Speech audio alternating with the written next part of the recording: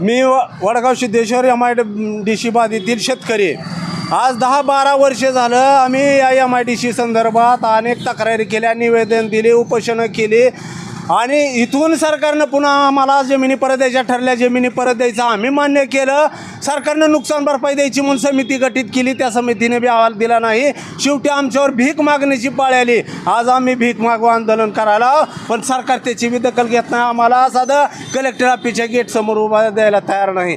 सरकार MIDC करायला तयार आहे, डिजिटल इंडिया करायला तयार आहे, चौकड म्हणले कामं करायला तयार आहे, पण आमच्या MIDCचा त्यांना का म्हणजे दुःख वाटायलंय का आम्हाला त्यांनी म्हणजे लांब सारले कशामुळं एवढं का. अनेक MIDC महाराष्ट्रामध्ये झाल्या. दऱ्याखोऱ्याच्या जमिनी त्यांनी घेऊन तिथं शेतकऱ्यावर गोळीबार केलं, त्यांच्यावर अन्याय केला आणि ती MIDC म्हणून जमिनी घेतल्या.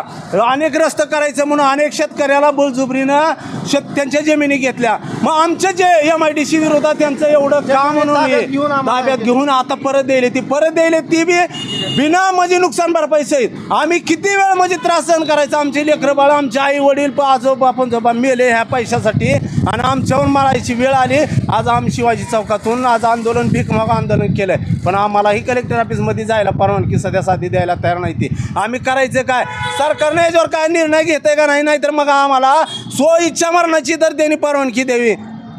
जिल्हाधिकारी आता तुम्हाला गाडीत जाताना भेटले, काय म्हणले? जिल्हाधिकारी आम्हाला सांगते तुम्ही तो गेटवर अजिबात उपोषण किंवा व्हिडिओ काढ नका, तुमचे काय समस्या ती गेटच्या बाहेर. हे सरकारी हे मानवत आहे. आम्ही सरकारशीच भांडायलो ना, मग आमची दखल घ्यायची ना. त्यांनी सांगायचं आम्हाला कलेक्टर ऑफिस साहेबाकडे जावा, त्यांना भेटा, त्यांच्याकडे समस्या मांडा, तुमचं निवेदन कुणाला द्यायचं त्यांच्याकडे जावा. अजिबात इथं थांबू नका म्हणून आम्हाला त्यांनी धमकी द्यावी.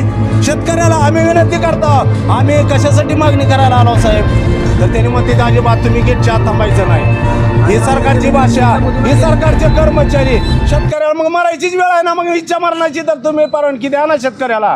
का उगा असं मारायला, औषध पेलं तर तुम्ही तिथं हजर होत ना हो, मग तुम्ही मरा म्हणून असं सांगायला तुमचा हीच उद्देश आहे शेतकऱ्यांनी मरावं.